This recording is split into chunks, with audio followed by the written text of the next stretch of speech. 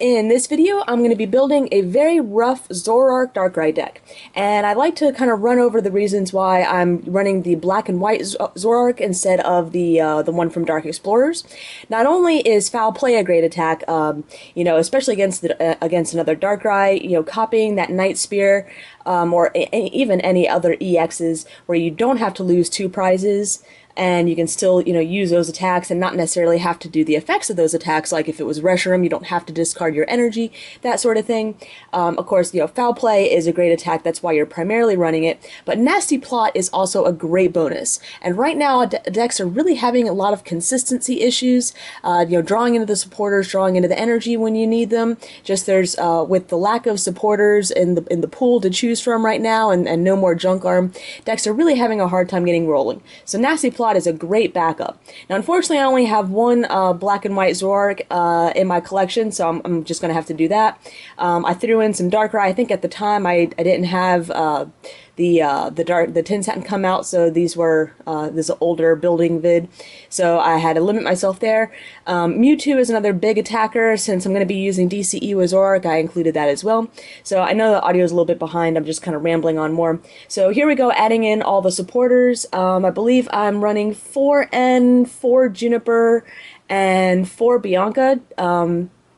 Looks like I'm also going to throw in 2 Sharon, and I'm running so many supporters because that is, like I said, I'm myself in particular, I'm having a really hard time with decks just running into supporter droughts. So I may tweak this later on, but this is the general what I'm going for now. So I threw in 4 Catcher, threw in 3 Dark Patch.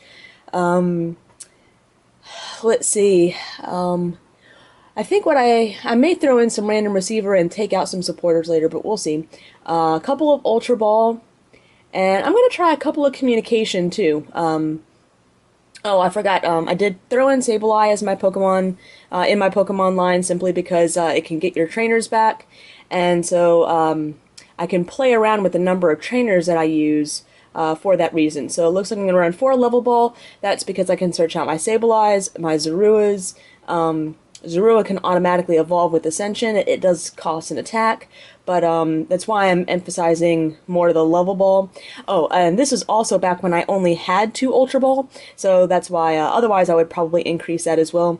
Like 1 Super Rod, just because I like a little recovery, and threw in a few Eviolite. So now on to the energy, loaded up with Dark Energy, and looks like I have, maybe 8 there so far, and then include 4 DCE. DCE for Mewtwo's and my Zoroark. I guess if I'm forced to, I can always use them on Darkrai, but would rather not do that. So I have 4 spaces left in the deck. I'm going to throw in an energy switch. I'd like to add in another, but it turns out I only have one. So that's kind of odd considering that it's really not that big a card. I still have 3 spots, so I'm trying to figure out what else I might need.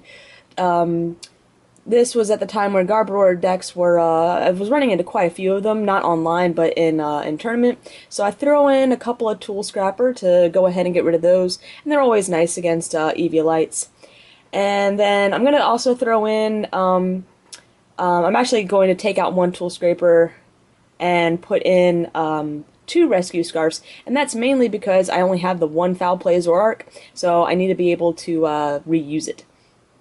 So I think that's what I'm going to stick with for now, and we'll go ahead and get it in a nice new deck box. And I forgot to name it there, but that's alright, I'll do that later, and tomorrow we'll check out a game with it.